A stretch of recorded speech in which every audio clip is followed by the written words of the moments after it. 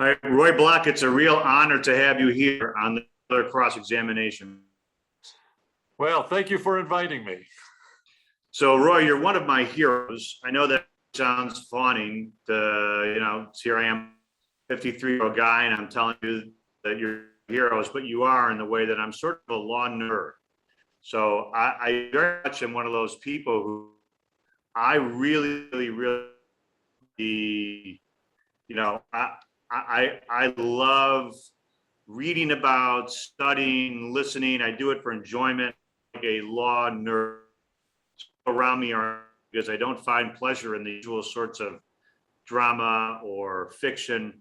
And I didn't know there was anybody else like me, but it seems that you've already sort of occupied that.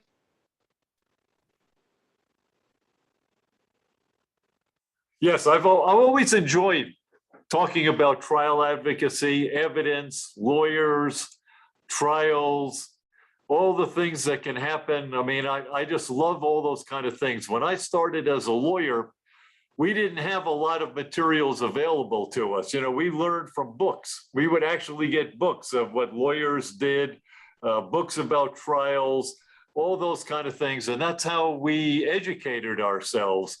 And so, for example, one of my real good friends, Lee Bailey, who just died, he wrote a series of books. I used to read all those and highlight them. And of course, Lee and I got to be good friends later on in my career. But I used to love to read any kind of books about it, whether they were the English lawyers, the American lawyers, about trials, biographies, you name it.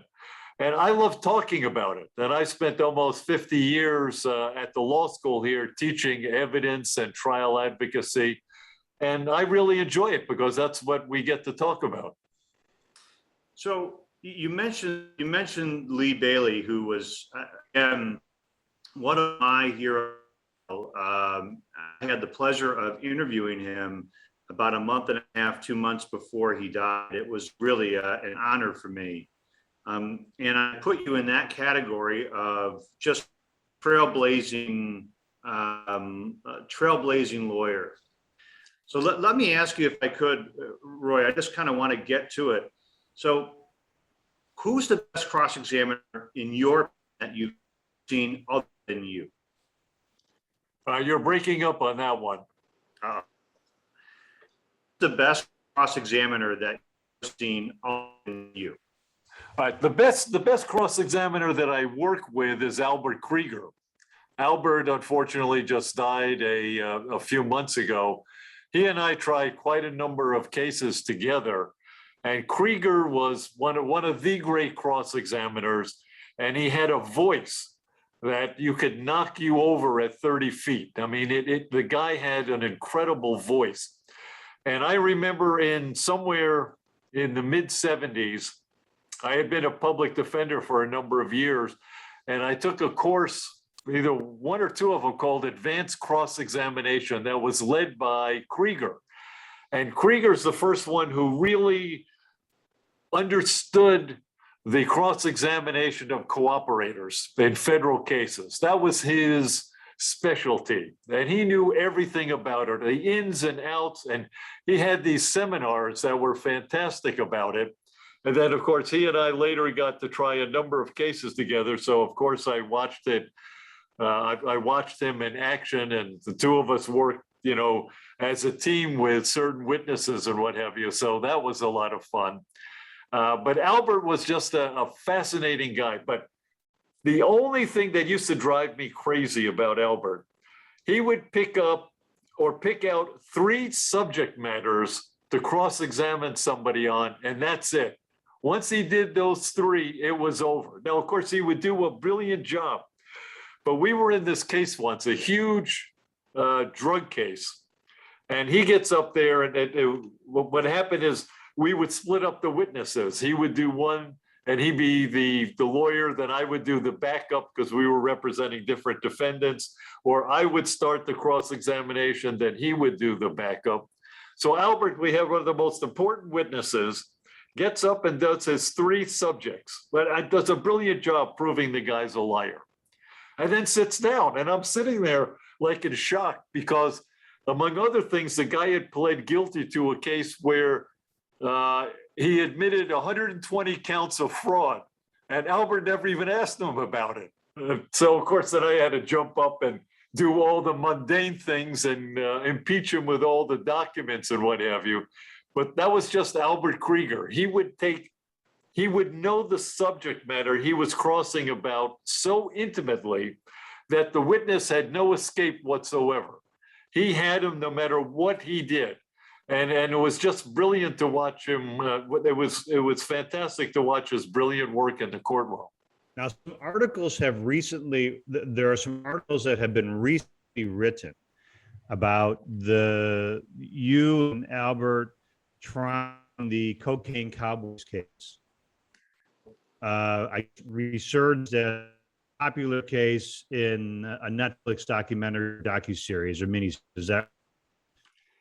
Yeah, we that was one of the cases that we did together, was the infamous Willie and Sal case.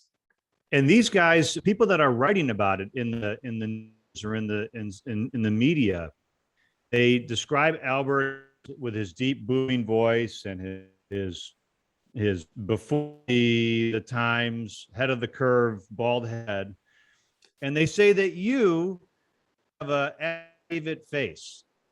Have you heard that phrase before? An affidavit face. I'm sorry, you broke up. I didn't hear that. They say that you have an affidavit face. What kind of face? Affidavit. Oh, well, that's very nice of them to say that. I doubt that was true, but the thing is, without the article, they say that Roy Black has an affidavit face. It reeks of telling the truth. Oh, well, that's nice. I like that. The thing is, with the cocaine Cowboys, there are a couple of guys from Miami Beach who do these documentaries, and they've done them on a couple of cases that I handle. But I always refuse to cooperate because I never want to get on film talking about my clients like that. Now, Albert, he's finished his career. And so he talked to them, and I'm glad that he did, because that's really the last time we get to see him. But I never talked to him about it because I don't want to be in the position of talking about clients and they maybe get upset about it. And it's hard to talk about it without really getting into privileged areas. So, for example, before Willie and Sal, they did a documentary on what is called the cocaine godmother. It's Griselda Blanco, who was considered to be, one of the worst of the worst. Now, she was still alive at the time down in Colombia when they were doing this documentary. And I'll tell you, I would never say a word about Griselda because she was the most dangerous person I'd ever seen in my entire life. Roy, let me ask you, so you've written, I watched you give a speech. It was a 3-hour speech and it was called Trial by Trial. Do you remember that? No, I don't. It's on YouTube. You have an interesting way. You actually advised a group of public defenders, I believe is who they were. And you had talked about how two things that I noticed and I want to ask you about. You had talked about how we lawyers, you said we're on the cutting edge of 1987. And then you broke away from that and left us sort of hanging and came back and asked again. You said, you know what happened in 1987 was that Microsoft invented PowerPoint. You're talking about how we lawyers were just beginning to use PowerPoint, which may not even be a very effective way to talk to juries. Do you remember talking about that? Now that you're mentioning it, I do remember that I think it was a death penalty group that I was talking to. And I'm a big believer in using PowerPoint or any of those kind of programs like that. And as a matter of fact, I think today, and this is really sort of interesting, I think today the PowerPoint works better than ever because I have so many Zoom hearings. And what's interesting, if you have a PowerPoint that you can put up, the judge has nothing else to look at except your slide, since it takes up the entire screen. And so I think today PowerPoint is even more useful than it was when it started. So you're a big proponent. I want to talk about, you're a big proponent of using images. You had once advised lawyers that they should not look at all of the textbooks out there trying cases, but that they should focus on talk to business executives who had to sell. Tell me about that and why. Is that still your thought process today? Yeah, I think that the way I teach at the law school is tell them, look, what you have to learn is persuasion. That's the whole bottom line here. We are salesmen. We sell things. We sell facts, ideas, witnesses, themes, stories, plots, whatever it may be. That's what we're doing in the courtroom. And who are the best people at persuasion? It's the people in sales. And there's a plethora of books about sales, about persuasion in sales, in meetings. And that's where a lot of the PowerPoints you learn about is from corporate meetings where they use PowerPoints in order to talk to their employees or salespeople or sales division or in conventions or what have you. And I've always found that those were the best places to find information about how to be persuasive. We lawyers really don't spend a lot of time on that. And to me, it's shocking. And in fact, one of the things that's frustrating to me is that we don't teach people how to try cases. And I tell my students this all the time at the law school. You know, we're not really serious in teaching you how to be trial lawyers. If we were serious about it, we would have courses on things like cross-examination, public speaking, openings, closings, arguments, oral arguments in court, all these kind of things, but we don't teach that. What I think we ought to do, and I think I wrote about this one time, is you have the regular courses for like the first year or year and a half, because you have to learn all those to pass the bar exam in order to become a trial lawyer. We still have to learn about contracts. But I think for at least the last year, it ought to be solely designed for students who want to be trial lawyers to have courses, like a course in cross-examination. When I teach cross-examination, it's all by mock cross-examinations where I give them problems and make them cross-examine me or real witnesses. I would have a semester-long course in cross-examination, another one in how to do a final argument, and have people do final arguments in cases and videotape them and show them and keep doing it over and over again until they get it. With jury selection, I would bring in panels of people, volunteers, or hire people to come in for lawyers to practice not cross-examining, voir dire with real people. I think that if we did that, we could train trial lawyers in the last year of law school. I think that would be able to go out and actually try cases. But what do we do today? We tell them, oh, yeah, you go out and go work for one of these law firms, and they're going to teach you how to be trial lawyers. Well, number one, law firms are a business. They're not a school. They're not there to teach you. They're there to make money. And secondly, the lawyers in these law firms don't know how to teach how to be trial lawyers anyway. So it really doesn't work. And yet, I don't think that we take education of trial lawyers seriously. Why is that? I agree with you, but why is that? Because we have this idea that somehow lawyers can, through osmosis, by going to court and working in law firms, learn how to be trial lawyers. And probably more practically, it would be more expensive. Because the way that I do it in my classes, everything is very time intensive because it's all done by mock trials, by mock examinations, because I don't think you can learn a thing about trial advocacy by lectures or videos or having judges come in or other lawyers. I like to get them to do things, to do jury selection, to do the directs, to do the arguments. And then I coach them while doing it, either during or after. I make them do it first. And then we get into, how to do things. So I don't think you can learn any of these skills unless you actually do them. Roy, I saw that you had done a seminar, and one of the things that you did, and you have this link to it on your Black's Law on your website. And you said to the students, you're going to participate. You're going to, before you leave, you will have improved 100% of your cross-examination skill. I don't care how long it takes, how you're there, you will be cross-examining, and we will review it and talk about it. It's pretty amazing person of your caliber, stature, to be spending that time with young students. Yeah, but it's a lot of fun to do that. And I'll tell you that I teach this course just one afternoon a week, but it's like having a trial every week. So not only does it help them, but it certainly keeps me in the game and using the skills and what have you. And I enjoy that as well. And, trial advocacy is a lot of fun. The problem is trials are not always fun because there are a lot of anxiety in trials. Let's face it, you got somebody's life in your hands.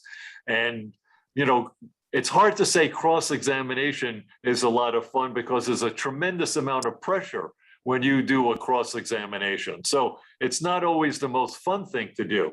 But when you do it in a mock trial or a mock setting, it's actually a lot of fun. And you can try things out and you can discuss them.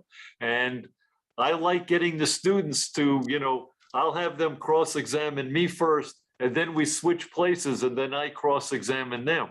And then I make them keep doing it over and over again until I think that they get how to do it.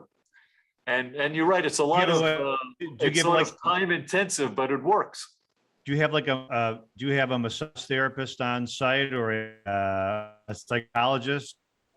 I can imagine a lot of experienced lawyers who believe they're pretty good at that would shake at the thought of cross-examine and be cross-examined by you. Yeah, but it's done in fun. You know what I mean? I believe it. I get it. Yeah, and I tell them, look, I'm not here to make fun of you because I could do that easily, right? I said the whole idea is to enhance your skills, and so I only work with encouragement. I never or rarely ever criticize somebody that would affect their ego, because let's face it, the only way to teach. Right? I mean, it's the only way to learn how to do this. There's only two ways to learn. The learn is you have to experiment on people in real life cases, which is what the legal system has done, which is a terrible way for trained lawyers. Yes. And the other is to do what you're doing. Those are the only two ways.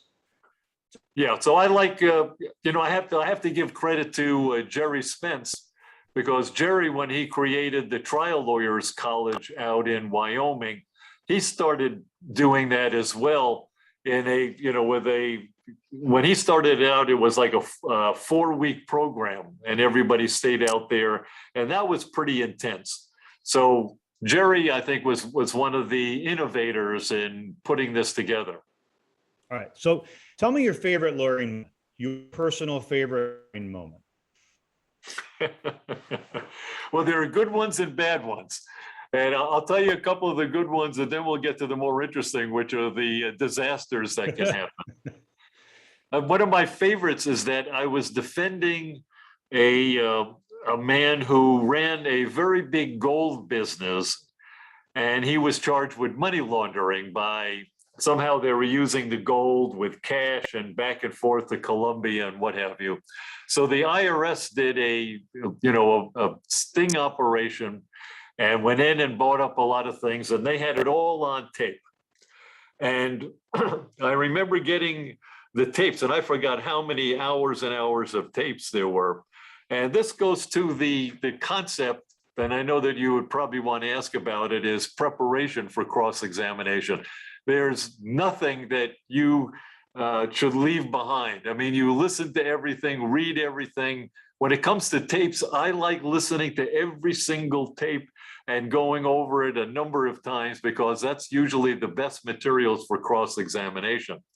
Well, in this case, we were looking at the tapes, and then one tape ended, and for some reason the computer showed about 10 minutes later there was further activity on the tape. So we got it all enhanced, and what we found out is that the agent the undercover agent had gone into the place, taped the conversation with my client, then gets in the car, get picked up by the other agents, and they go back to the office, and that's where they're planning how to set him up. Unfortunately for the agent, he forgot to turn off his microphone. And so they had the whole planning session about how they were going to set my client up and how to get him to say certain words. And we got to manipulate him into this. I mean, really horrible stuff that you would never want exposed. The government had no idea that it was there because they had transcripts and they never looked at, they didn't know that this other end of the tape was there. So of course the agent got on the stand and I played like Columbo, asking stupid questions. Well, would you do this? Would you do that? Did you ever do this? You know, for an hour or two until the judge kept saying, this is ridiculous. We got to move on. And then I said, oh, well, judge, there's just one more thing. Now I got to play what he said. And of course, then he started repeating everything that I accused him of that he denied. And then that went on for another few hours. But that, I have to admit, that was one of my favorite days in court. It's amazing because there's a damned if you do, damned if you don't component to it, which is that I always encourage, I turn off their microphone. They turn it off when they're for some reason. And then of course there's a total lack of transparency, right?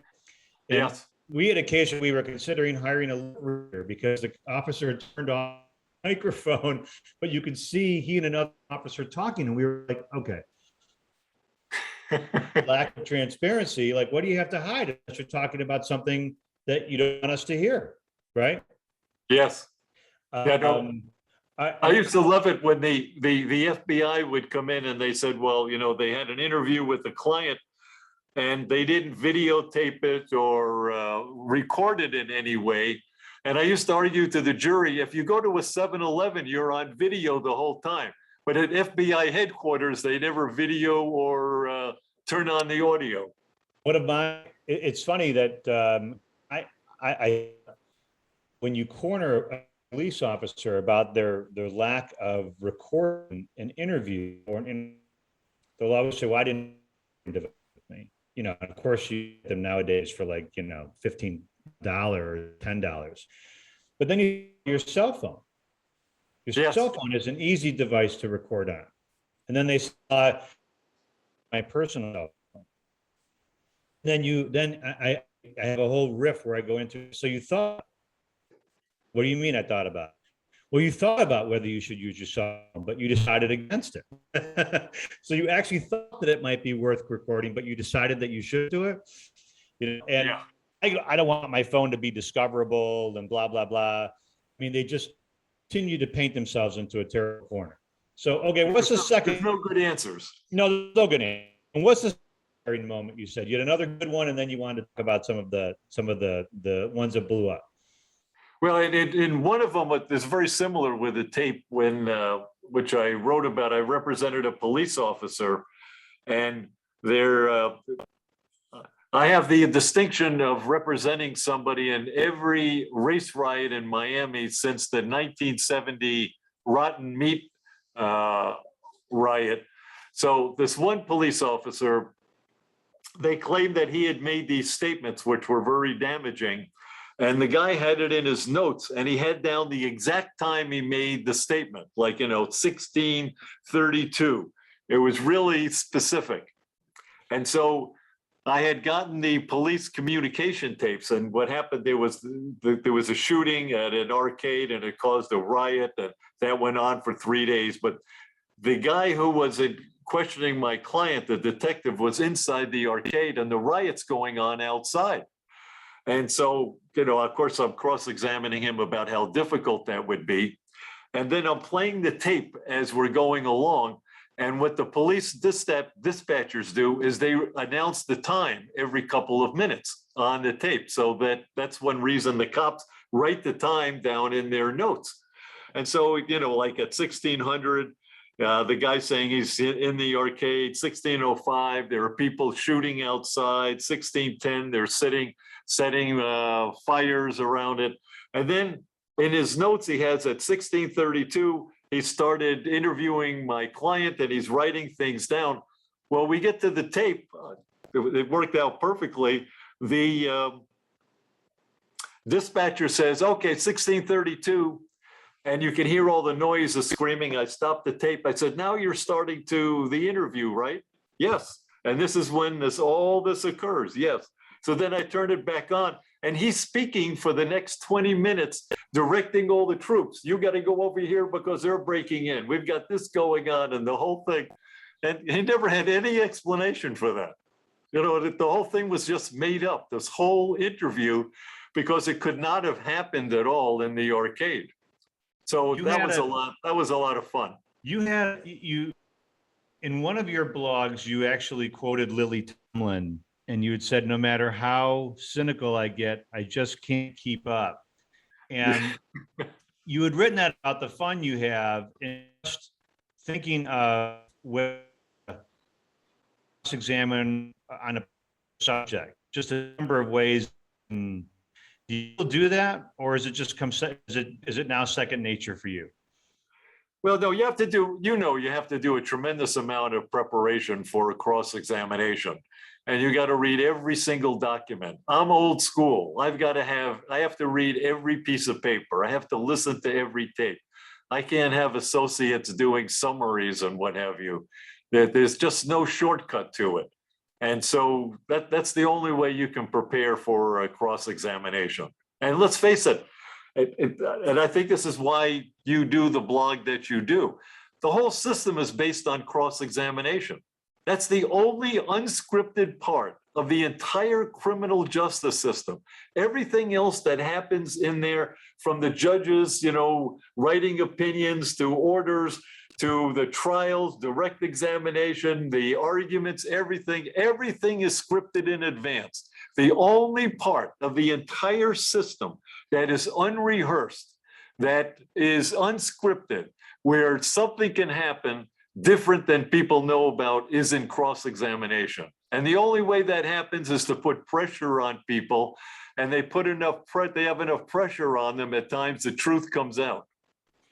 Tell the so I want to go back and talk a little bit. I haven't gotten into your background yet because I'm just so fascinated to hear your views on this. I too believe that, I know I think that voir dire is the most important part, statement is the most important part, but cross-examination really is the one thing that the other guy, witness, they can try to prepare for it, but know exactly what's coming, right?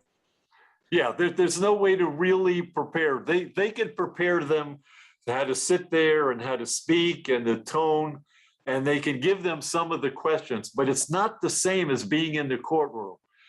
When you're in that courtroom and the jury's looking at you and it's really solemn, you know what it's like in a courtroom. And all that preparation goes out the door, and all of a sudden you're getting hit with all these questions. You're going to start saying things that you never thought you would ever say in a courtroom. Have you ever felt you were losing battle? I've always described an exchange with a witness as a tug of war, and the strategy in a tug of war, right? Sometimes you try to use your might and your force to pull right off the bat. Sometimes you want to let them feel like they're winning a little bit and to relax, and then you sometimes you pull, hold. It's not just brute strength. There's strength involved, but there's strategy too. Oh yeah, no, I'm not a believer in any kind of hostility, any kind of aggressiveness. I find that works against you with the jury, because the jury thinks that the lawyer has all the advantages against this poor witness. And if you're overbearing, I think it doesn't work very well. So what I like to do, and I know you might want to ask about it, my system of cross-examination is through folders. I create a folder and I write one fact on the tab. And then every single document or anything that bears upon that fact, I put in that folder. And when I get ready to cross-examine, I have, 20, 30, 50, 100 folders. And then I decide which ones I'm going to use. And I don't write out the questions. I just know the bottom line. I want to get to that fact. And I will ask questions of the witness, trying to get him to that fact.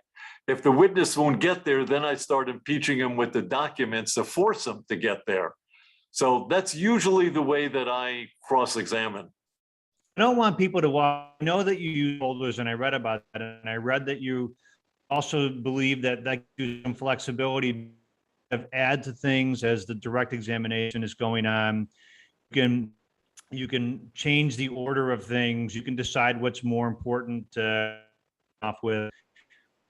The thing though that it's as simple as taking materials and sticking them in a folder, showing up for trial.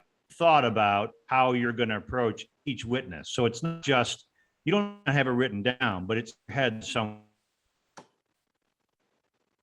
Yeah, Right? it gives you tremendous flexibility, because if you're working off a legal pad and you've got all these areas and what have you, you're stuck with that organization. So I'm there shuffling before the trial. I'm thinking about what order I want to use, and then I'll be shuffling things there.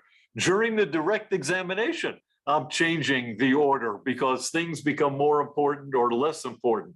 Or I'll write some notes on the actual folder itself saying, this is what the witness just said right there, which bears upon that. But it gives you tremendous flexibility because let's face it, on cross-examination, while it's not planned, we don't have the plan either. We don't know exactly how direct is going to go. We have an idea, but things may come up that are new, that are more important, that seem different than we thought they were before trial. It's one thing reading about it on a transcript or in some notes. It's another thing seeing the witness testify about it. And you may want to change things because of that. And maybe the witness is really good, so you want to move all your heavy artillery up front to really hit them hard to try to put a dent in their credibility, which is, actually done very well on direct examination. Whereas if it hasn't, you may want to move things back. So you want Rory, that let me ask you this. flexibility. So you've tried some of the, and of course, tried I think, televised trial, which was the William Kennedy Smith case. And did you still have the same cross-examination that you were describing then? Well, no, but see, that's a little bit different because it's different preparation for different trials. Usually it's the white collar crime cases where the folders are really of the best use because you've got so many documents, emails, tapes, and what have you. In the common law cases, in the rape cases, robbery cases, murder, even murder cases, although murder cases, you have a lot more documentation. You're not going to have that kind of a thing. So the preparation is a little bit different there. Although in the Smith case, we did have transcripts of some of the witnesses and police reports. So we were able to use that, but we didn't have the same kind of detail you would have with a large paper case. What was it like trying the William Kennedy Smith case? That was the first case that was where really the lawyer and the client and were all under the microscope for us all to see from until 5 every day, plus all the commentary before and after. Yeah, it was very interesting. In fact, Court TV had just started. It was about 2 or 3 months old, and this was going to be their first big trial. And so, of course, they put a lot of people on it. I personally was against cameras in the courtroom when they first started, because it started in Florida in the late 70s, because I thought it would be abused. But Court TV, I thought, did a pretty good job by showing the whole trial and by having lawyers explain what went on rather than having non-legal people in the nightly news showing a 30-second clip of some woman crying on the witness stand. They would actually show what's going on. And I think it was a great civic and educational tool for people to see what trials are really like. So there was a lot of pressure, but when you're in the middle of the trial, you soon forget about that. You're not playing to the cameras, you're not playing to anything. You're thinking about what's right in front of you, which is that witness. And then you're trying to get through that witness, and then, you move on to the next one. So you get highly focused on it. But the interesting part was the jury selection, which took a month. And I have to say that I am proud to say I'm the only lawyer that was featured on Saturday Night Live because of their voir dire examination. So that's one of the high points of my career. Do you remember? Do you have a clip of that saved, or do you remember it? Oh, yeah. No, I have a clip of it. Not only that, but it was a cold opening, and they had a judge and they had the jurors, and we were asking questions, and they actually had some of the very humorous responses. And then, of course, they made up a whole bunch of stuff about the Kennedys and things like that. It was a very funny thing. I didn't know what happened. I found out about a week later that I was starring on Saturday Night Live. I wish we had a chance to see more great lawyers do voir dire than we really don't. The public really does, because they don't or publish that part of the case when there's a live trial. Yeah, no, it would be very educational. So, all right, let me ask you some questions. So the William Kennedy trial result, like, not only a huge case for you, but for that young man, and it was a huge case for the country, and it really sort of opened up the television airwaves to TV coverage and to court coverage. Do you think it's a good thing to have cameras in the courtroom? Yes, I do. And I think one of the dumbest things in this country is we don't have cameras in the Supreme Court. We have the Supreme Court deciding some of the biggest cultural and legal and constitutional issues of our time, and yet people can't see them. I think that those arguments would be really important for citizens to watch, to learn about what goes on in our system of justice. I mean, it would be nice to see if there's a justice is actually nodding along or paying attention or dozing off or picking his nose. It would be nice to see. I mean, at least, right? And it would enlighten us of Supreme Court in elections and the role they play in government. And actually, I think that the television would enhance the reputation of the court. You know, I've been there. We've had 2 arguments at the Supreme Court, and it's shocking how well prepared they are. That shouldn't be shocking, because you've got 9 justices. They all have at least 3 or 4 law clerks from the top law schools or law school graduates. They ask very good questions, very tough questions, and the debate is at an extremely high level. And I think people would be very much impressed by the Supreme Court if they could see it on television. Roy, tell me this. So you've been involved in, and you've taught, and you've discussed cross-examination. Your blog is fascinating. It's I don't know if you're still keeping up with it, but it's amazing. And one of the things that you write about are some examinations that you've watched other lawyers do. And you and I are the only 2 people that watched the Pistorius trial that actually weren't in or in Europe.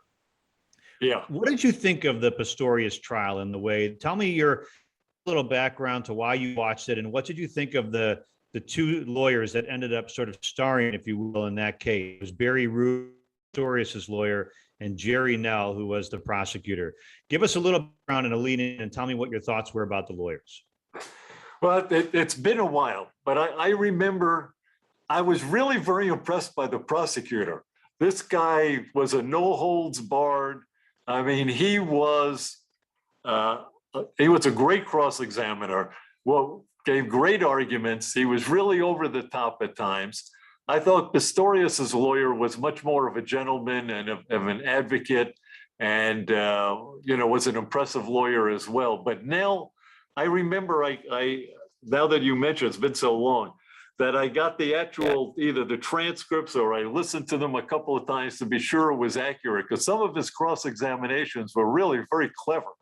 And the guy I thought was an excellent advocate. But it was a great trial to watch, because, it was a very important issue. And it's the kind of case that we try often, where you've got a case where the question is, what is intent? What did the person intend to do? How often do we have that? So I think lawyers should go to school on cases like that, because many times we have defenses that the defendant didn't have the right intent, or the government didn't prove beyond a reasonable doubt a particular level of intent. And so these kind of cases, I think, are important to watch and learn about. Roy, if you could cross-examine one person in history, who would it be? Well, it's interesting because I actually got to do it partially, but not like it would be today. So I would like to cross-examine Donald Trump. I actually was involved in taking his deposition at once in a civil case long before he ran. Donald was the plaintiff in the civil case, and it was involving casinos in Florida. And only Donald Trump can do this. He answered, "I don't remember," to almost every question. And he was the plaintiff, which I thought was really sort of shocking. So he is a very clever man. Anybody who underestimates Donald Trump is going to be in trouble. But today I'd love to cross-examine him with all the materials that's available, which we didn't have then because Trump does no email, doesn't write anything. So it's very hard to get traction with him. This is just in a deposition, but hard to get traction. Today, with all the video, all the writing, you really just need all the video. I mean, it'd be a lot of fun to cross-examine him, but he is not an easy person. Okay, so if you were cross-examining Donald Trump, how long do you think it would be? How much patience would you have to have? Would you have to get the judge involved, or do you think that you would don't like to get? I know lawyers do this all the time. They say, "Your Honor, non-responsive," right? We lawyers, we don't like to turn to the judge to get the help. We want to be able to lead and get the witness sort of responding the way that we want. And how would you do it? Have you thought of? Tell me how it would go. Well, first of all, I have never in my entire career ever asked the judge to order the witness to be responsive. I consider it a gift every time they don't answer the question. I just keep asking the same question. Usually you ask it 3 times. The 3rd time they will answer the question. But what better evidence do you want that the person is unreliable and you can't believe them when they won't even answer the question? And I walked through your hands where at one point, I think a witness wasn't answering, and there were 3 or 4, on the 3rd or 4th time, you took both your hands and you them. Like, I'm going to ask you one more time, which is a sign that you are, I mean, now you're bringing your whole body into it and your hands into it. You would say if you were pleading with your child, "Please tell me whether or not you ate the paint because I need to know." Your health is in jeopardy.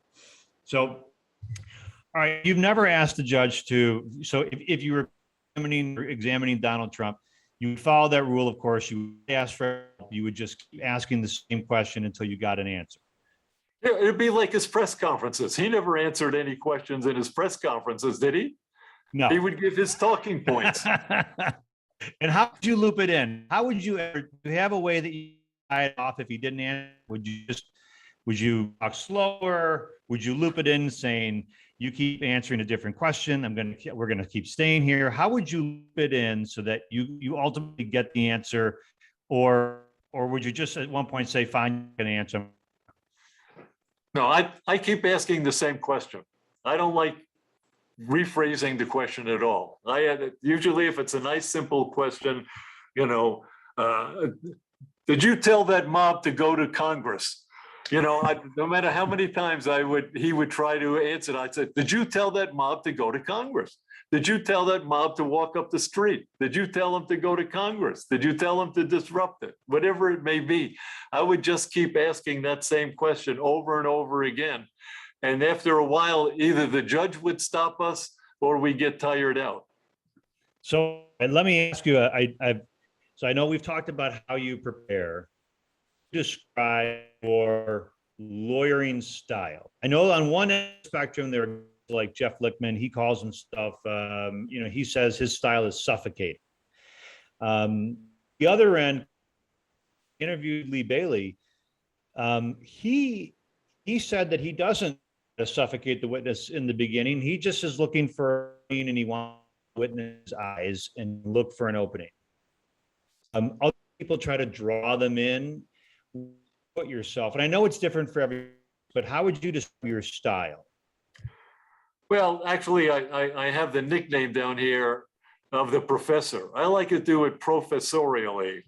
I like to just ask them nice, clear, lucid questions in the area that is of a real problem to them, and just keep asking it until we finally find out the truth about it, or we expose who they are. So that's usually what I like to do. And one point I wanted to make, that so I don't forget, about Lee Bailey.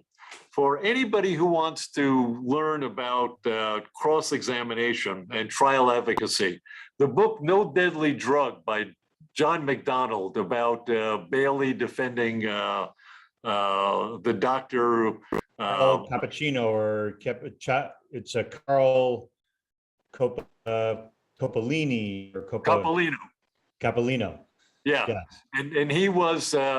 This book is the best book ever written about trials, I think. And I always recommend to lawyers, read No Deadly Drug. I mean, it really is a brilliant. I have it actually on my nightstand, and when I'm feeling stressed, open it up some random page and read about 30 or 40 pages. It's awesome. It's fantastic. Now, there are parts of it you can't believe, though, because this is typical Lee Bailey lore. He probably told him this. So he's in the middle of cross-examining an extremely important witness in the New Jersey trial. And he said, yeah, I went back to my hotel and I drank all night until I was ready for the next day. Now, of course, that never happened, but he loves to tell those kind of stories. And I say, you shouldn't tell people that, they might believe it. So I was so disappointed that he wasn't able to practice law again before he passed. What are your thoughts about that, Roy? Well, yeah, I thought that was very disappointing.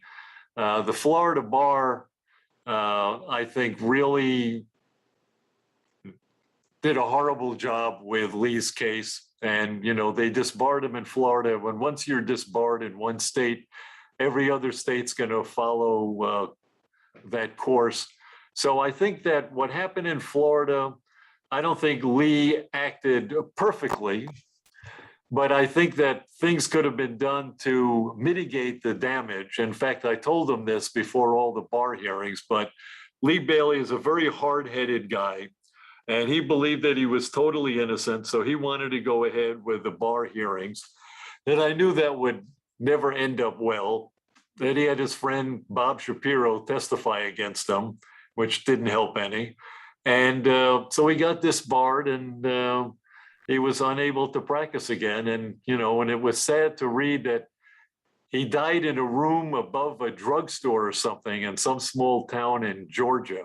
I mean, it really is a poor, pathetic end to a great career. Remind me where you start. How did you end up deciding to go to law school? What made you want to go to law school? When did you realize that being a trial lawyer was for you? All right, there's sort of, I'll have to give you that story. When I was a kid, I lived in New York, and then we moved to New Jersey, then Connecticut. And my mother was married. My stepfather was British. And one day he came home when I was about 14 or 15 and said, we're moving to Kingston, Jamaica. So we up and moved down to Jamaica, and I went to an English prep school there. And these English prep schools are pretty brutal, run by ex-Brits, from World War II and all of that kind of thing. And I had a math professor who was Black, who hated me because one of two reasons, either because I was an American or because I was white. And he loved to torture me. And he would have me come up to the blackboard to do arithmetic in pounds, shillings, pence, tuppences, all the English currency, which I didn't know, so he could make fun of me. And I got to hate petty authority. And so that made me want to become a lawyer. That's why I became a public defender, because I've always thought about that this whole idea, these people are inundated with petty bureaucrats like that in their lives. And I felt that prejudice. It was sort of interesting to go from a typical American kid to a more Black society where I was a minority and I was treated like a minority. And I got a whole different feeling of what it must be like to be Black in America. And so that's why I became a public defender and spent many years doing that, because I had a real affinity to the people out on the street being abused by the police and politicians and what have you. And so that was really sort of the motivation to go to law school, and particularly to become a public defender. I'm told that your first trial was a murder case. Is that right? Yes, I was sworn in as a assistant public defender on January 5th, 1971, and on January 6th, 1971, me and my trial partner tried a second-degree murder trial. That's the kind of training we used to have in those days. How did you do? Tell me how you fared. I would love this. Is great for young lawyers that are coming out who actually be great lawyers. Tell me how you did. Well, this is going to sound somewhat arrogant. Somehow we won the case. I don't know how it was, because we didn't do any preparation. And it was, I think the main reason why, it was a woman charged with killing her boyfriend or something. And those are easier cases where it's a woman defendant. And I don't remember anything about the case, but I just remembered that we ended up winning the case. What's your proudest moment as a lawyer, Roy? Say that again? What's your proudest moment? Well, you know, the proudest thing that I've done, I think, is teaching at the law school. And I know this is not exactly what you're looking for. It's not something that happens in a trial, but I spent almost 50 years. Let me say this, but you're being honest, and I appreciate that. So I'm not looking for canned, responses. This is how you genuinely feel, and I appreciate that. So I don't want you to feel like you're disappointing me in any way, because I hope that there are more great lawyers that want to take the time and listen to you and decide that they want to teach, I'm sorry to cut you off. Yeah, but what I do is when I teach, of course, I'm not only teaching the students, but I'm looking for that 1, 2, or 3 students every year that I think could be part of the generation of next great trial lawyers. And I tell them that. I say, most of you, you have the potential to be great trial lawyers, because these are trial skills. You can learn these skills. Anybody who's made it to the 3rd year of law school has the intellectual ability to learn these skills. But very few of you will have the patience and the dedication to do the preparation and the practice and the studying and the training to be at the very top of the profession. And those are the people I'm looking for, the people who've got that perseverance, who are willing to stay up all night to prepare for the next day's cross-examination, to the people who are going to die with every case. Because I tell them, there's a reason why we do all this preparation. When we try particularly a criminal case, we've got somebody's future in our hands. We have their freedom. We have their very lives. We may have their money. We may have their homes. We may have their children if we're there in other kinds of cases.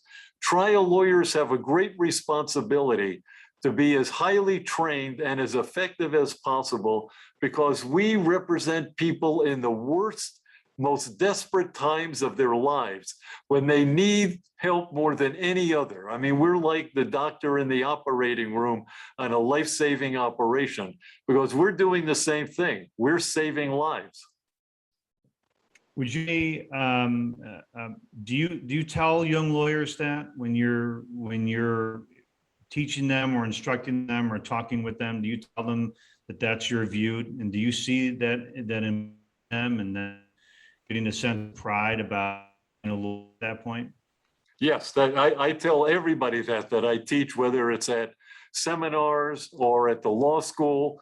I want people to be proud of the work that they do, because, a lot of times we lawyers get a lot of criticism, and rightfully so, because people don't understand the adversary system of justice. It's important that we lawyers take pride in what we do. We never denigrate the profession, because this is a great profession to be part of, and we should be proud of it and do everything we can to make it better. Roy, and one of the cases that I wanted to talk to you about was the Lozano case. That was a case that was a police officer represented. I believe you obtained an acquittal in that case. Is that? Yes, finally. I watched. How long was the trial? And when you say finally, tell me what you mean. Well, first of all, we had the trial in Miami where they had a riot for a week. And of course, I moved for a change of venue, saying, how can you have a trial when the jurors are worried that the verdict's going to cause another riot? Because everybody said if he's acquitted, there's going to be a riot. And so we spent a long time, that was denied for political reasons, of course. We had a long voir dire examination. And then the judge put on the jurors that I had exercised peremptory challenges against, saying that they were racially motivated. Of course, this is a race riot, so of course I was very sensitive about who would be on the trial. So he was convicted in the first trial. We then appealed. It got reversed on appeal, saying there had to be a change of venue. You can't have a trial where the jurors are worried if they find him not guilty, there's going to be a riot. We then went through 5 changes of venue. We went through 5 different cities in Florida trying to pick a jury. And of course, the case had gotten so much notoriety, we were unable to do it. Finally, it was tried in Orlando. And after a couple of weeks, he was acquitted. I thought your close was fantastic. And if I didn't think it was fantastic, I wouldn't make it about it. I want to point out something, ask you about it. You mentioned in your closing about politics, and you mentioned about the mayor, people coming into the crime scene, and the officers were afraid to do that they were supposed to do. Tell me about part of the case and how you felt, as you were, I see you're very calm, but you at one point said, what kind of system are we running here? What kind of prosecution is this? And I'd like to get your thoughts about that. What led up to that? What were the facts that led to that? Well, of course, it was a highly political case. Any of these police shootings can be political in some way. In Miami, it was more so because we had had a number of riots before this. They had the first one I was involved with in the early 70s.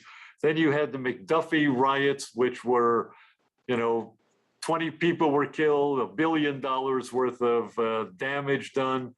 And then the next trial was a Alvarez case, which I handled, which also had riots both before and after the verdict. And now we come up to the Lozano case, which happened the week before the Super Bowl and caused 3 days of rioting in Miami. So the politicians in Miami wanted to convict this cop more than anything else, because unless the cop was convicted, there would not be any peace among, the activists in the community. They did not want any more rioting. They did not want any more, problems, political problems, and what have you. So they not only put a lot of pressure on the police department, but the police administrators put enormous amount of pressure on the detectives to make a case against Lozano. And that's why, there was a tremendous political influence. And I thought it was important to bring that out, that people understand this is not a normal investigation. You're right. How often does the mayor show up at the crime scene and start ordering people around? So it was and remember that they both at the Alvarez case and at the Lozano case, which happened within a couple of blocks of each other, 10 years apart, they started rioting right after the shootings. I mean, there was rioting going on while these cops are out there measuring and doing stuff like that. So that there was a lot of interference with the, investigation. Something you did was brilliant. You know that these days, a lot of prosecutors like to, they like to tell us or tell the juries, you know, this isn't CSI, this isn't CSI, it's not proof beyond all possible, only a reasonable doubt. Try to almost brush away their lack of forensic evidence, right? They all try to make it seem like, don't worry, we can't do that in every case. I want your impression on that.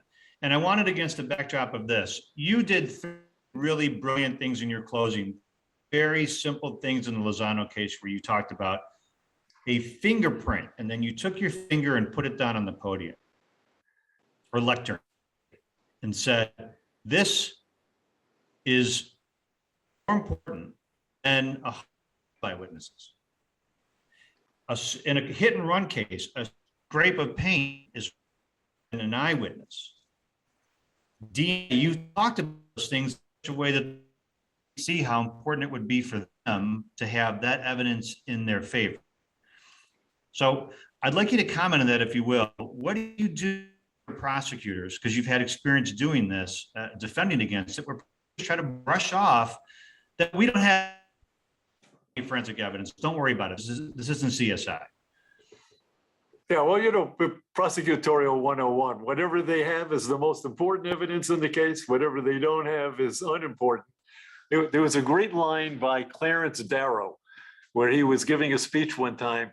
He said, if you're charged with a misdemeanor, the prosecutor is going to say, this is the most vicious misdemeanor in the history of jurisprudence. But you're right. So anything that we have, we're going to enhance. Everything they don't have, they're of course going to try to downplay. But that case was very difficult because it dealt with a high-speed chase where a motorcycle is being chased by a police car with two guys on it and go straight out in front of my client who's standing in the street. He had been standing in the street for some reason, and this motorcycle's coming straight at him, and he pulls his gun and shoots the driver right before the motorcycle gets to him. And so you know, what angle it was at, where they were driving, what was the intention of the driver, what was the intention of the police officer, all of this was in play. And it was very hard to determine because they had all kinds of experts out there trying to figure out which line the motorcycle was in, where the bullet went, what the people were looking at, what was the intention of the driver. All of that was at play in the case. And the evidence was less than satisfactory on that for, you know, for obvious reasons. It was hard so to get wonderfully, you were so wonderfully deferential. And I would encourage young lawyers, any lawyer who's interested in this, to watch the Lozano case, because it's actually on TV, or it's actually on YouTube, I should say. And one of the things that I thought was brilliant was you managed the cross-examination of the state's expert, but you said it was Barry, I think, I forget the guy's last name. He said he is well credentialed, and of course he's an expert in this field. But he can only do so much, can only provide such an opinion because the information he had. And in his best information he offered, you paid him respects, but then you chopped his legs out from by pointing out, well, he said 40 miles an hour. Who would actually ever heard of high-speed chase for someone actually slowing down as they're trying to get away from the police? And I thought that was a brilliant tactic. You didn't say what a piece of crap was or that he was a hired gun. You said he's a well-known guy and he's a brilliant guy, but you know, he did the best he could, and the best wasn't enough. Yeah, they did hire the top experts. I never would have gotten anywhere challenging his credentials. And you know what it's like with guys like that. If you challenge the science or the engineering, you can go so far, but only so far, because they're the experts and you're not. So he was well credentialed. I get a sense that you do your very best to learn the science as well as the witness. That. Yes, what I used to do is when I was a public defender for the last 3 years, I handled only the capital cases. So of course you have a lot of insanity defenses. I spent a lot of time. I used to go to the medical school bookstore and buy up all their psychiatric texts, which of course is the world's greatest cross-examination, because I would impeach the state psychiatrist with the medical school textbooks. And so what are they going to do? Say that it wasn't any good? And my favorite was they would always, the experts for the state would say, well, he is psychotic, but still he would know right from wrong, and he'd be able to follow the law, all that kind of mantra. And then I would get out of the textbooks all the examples of psychoses and how bad it was. And then they would say things like, well, he planned how to do it. So that planning shows that he was competent enough to meet the legal standard. And in fact, there was a great case in one of their basic textbooks about somebody who was committed as being catatonic to the state mental institution. And what the person did is write down in 15-minute increments everything they would do that day, like brush your teeth, eat breakfast, read some poetry, look out the window. And they would plan every 15 minutes. And so then, of course, I'd blow that up and say, so planning is evidence of competency, is it? And here's your own textbook saying it's a textbook example of somebody who's insane. So I used to enjoy stuff like that. So I know the pandemic has changed the way a lot of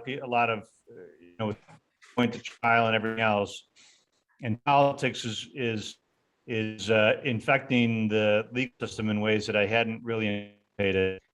I don't know if you watch, but Arizona now is going to eliminate peremptory challenges. And your thoughts are about that? Well, of course, that's a foolish idea. They say they're taking away peremptory challenges to prevent racial discrimination by prosecutors. Well, all that does is you're now stuck with all kinds of people with ideas about your case that are really unfair for them to sit as jurors. So I think, that's a classic example of throwing the baby out with the bathwater, and typical of a place like Arizona. But Neil, you were asking one thing before, which I didn't get it. I never got to, is what kind of embarrassing moments or disasters? I haven't forgotten that. This is one of my favorite subjects that I find interesting. And I asked someone, what are their embarrassments in the courtroom? Yeah, no, I have to table a little bit. So the floor is yours. All right. So the first one when I was a public defender, I'm representing a guy in a burglary case, and we're starting the trial. The guy came in, and he was fairly well dressed. I remember noting that. And he sat down at the defense table, and they start with the first witness, who is the owner of the house that was burglarized. Now, he never saw anything, so it was totally unimportant. And I get up and I start asking him some questions. I can't even remember what. And I remember I asked him a question, and he stopped. And he's looking at my client. And he was sitting at a table right next to me. I was standing next to the client, and he's looking at the client, and about 20 seconds go by, and I'm looking at him, and he's staring intently, and he finally says, "That son of a bitch is wearing my shoes." So everybody, of course, in the courtroom is laughing, like, falling over. And I asked for a recess. And when the prosecutor stopped laughing, I said, "Okay, what kind of a deal are you going to offer me?" Okay, that's a great story. That's a great story. One other one I will tell that I think is probably more relevant is I had an enormous income tax evasion case involving a lawyer, and was very hotly contested. It went on for 4 months. And the IRS case agent was on the stand. And I have a theory that on cross-examination, I have to get something. I have to get something to use in the final argument. There's got to be something I can get from the witness that helps make my case in some way. I cross-examined the IRS case agent for 5.5 days, and that's because I never got a single thing. And I remember that was one of the most, I wouldn't say embarrassing, but one of the most professionally difficult things to do. And this guy was so good, I could never get him on anything. And I said, I spent 5.5 days doing it and got nowhere. So have you, so what did you do?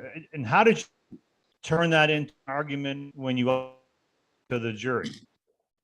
Well, that's a good question. Well, that was a case dealing with, we had a highly unusual defense based upon a document a retired lawyer found for us in the library at the IRS. The IRS has this thing that these private letters at times that they will give people. And somehow we had this retired lawyer do researching stuff like that. And we found the commissioner at one time said that lawyers did not have to pay income taxes until the case was closed, if they were using the accounting method called the case closed method. My client was a personal injury lawyer and a divorce lawyer, and our defense was his case is never closed, and he kept the money that he was paid in his trust account. Now, of course, the client was a pig, so what he did is he would borrow money from his trust account and give his trust account actually written instruments borrowing it, and then spend all the money under the theory that he could get away with that. We found the letter later on that allowed that closed case method. So that was our defense. So I didn't have to worry so much about what the agent was saying, because if the jury accepted that defense, then of course they would have acquitted him. Of course, they hated the client, so they didn't acquit him. But the interesting thing is, he got tried twice, convicted twice. It was reversed on appeal twice. And on the second time, the appellate court reversed it with instructions to dismiss the case because of prosecutorial misconduct that had occurred before the first trial.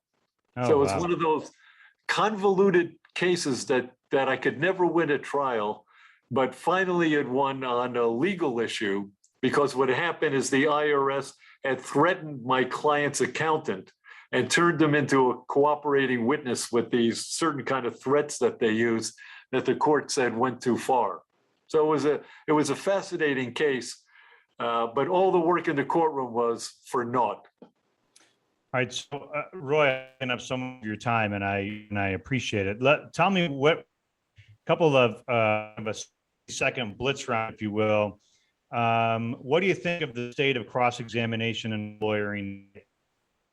Good, bad, horrible? Well, my two things I think about that. One, lawyers are not getting enough experience anymore. When I started as a public defender, there were only 10 of us for this entire county. So we were in trial every day that I was there for 5 years, from 8 in the morning till midnight. We were on our feet, talking, cross-examining, and what have you. Today, the young lawyers no longer have that chance, and I think we're losing a lot of them are not getting the experience that they need. And secondly, there is a trend in certain kinds of cases to limit cross-examination. So for example, in Europe now, particularly in Great Britain, in rape cases, they're doing everything they can to prevent effective cross-examination of accusers and people like that. Here, we have some of that, with the rape shield statutes, other kinds of rulings and what have you. But I see the future that they're trying to limit cross-examination because they're afraid of what it can do. And so I do have some trepidation about cross-examination, and I don't see it really being a healthy part of the profession right now. And what lies ahead for you, Roy? What lies ahead for Roy Black and your firm? Any cases that are coming up? Are you getting any show on any speech you give people want to learn you and listen to you more than during this podcast? Well, Neil, what happened in our practice for the first 30 years, I only practiced criminal law. Then for the last 20, I did criminal and civil. And today I'm doing more civil in these very high level, sort of, heavy paper cases, because that's sort of my training. And to me, it's become really a lot of fun because we take the skills that we got as criminal lawyers, where you actually try cases, against civil lawyers who don't have those kind of skills. And now with the discovery rules we have, it's amazing the kind of things that we get. So for example, I've been hired by one of the cruise lines here to handle all their sexual abuse, sexual assault cases. Now, when you handle a rape case on the criminal side, you never get any information from the state about the alleged victim. You don't get the medical records. You don't get their prior mental history. It's a fight to do that. In the civil side, since they're claiming damages, the first thing they do is claim they have PTSD, and they give you all their medical records from the beginning of time until now, and they give you this enormous amount of information, which of course somebody you can cross-examine could turn into anything. And I had one recently where this woman, the things that she did, from assaulting police officers and being sent to the emergency room high on drugs and fighting with the doctors, and all of this is all the medical records, which you would never see in a criminal case, but in a civil case, they give it to you. And to me, it's been a lot of fun doing that, because you can use some real strategy and tactics with the information you get prior to trial. All I can say is that the who probably thought they were going to have some associate show up for deposition and all of a sudden see you walk in, really thought twice of in that complaint in the first place. Oh yeah, it makes for a lot of fun. I bet it does. And what lies ahead in terms of your firm? I know you guys are still handling criminal defense. I know you're still vocal and you're still out there. If people wanted to know more about you or your firm, where would they go to find you? Well, of course, we have a website, royblack.com. One of my partners, Howard Shrebnick, you'll appreciate this. He argued 2 cases by the Supreme Court on legal fees and freeze orders.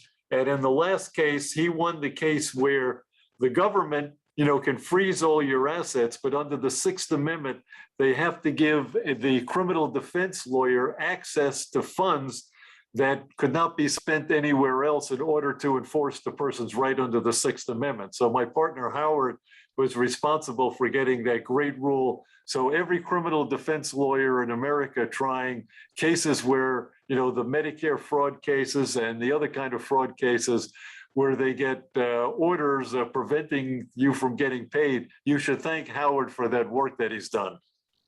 Well, hopefully Howard gets a congratulatory, thankful emails and edible baskets and cookie baskets and all of that from people that listen to the podcast.